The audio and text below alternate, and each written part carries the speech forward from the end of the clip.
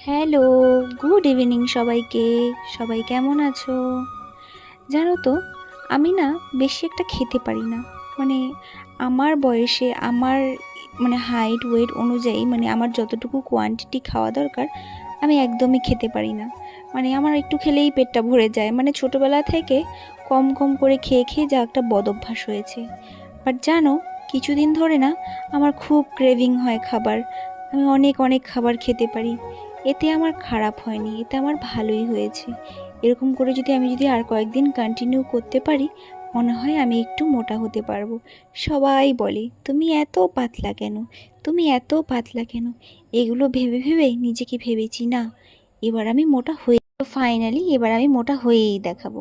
তো না আমার না এই যে সাদা চাউমিনটা আমার দিদির হাতে স্পেশাল। এই চাউমিনটা দিদি খুবই ভালো বানায়। এই চাউমিনটার জন্য আমি পাগল, খুব ভাল লাগে খেতে, হালকা হালকা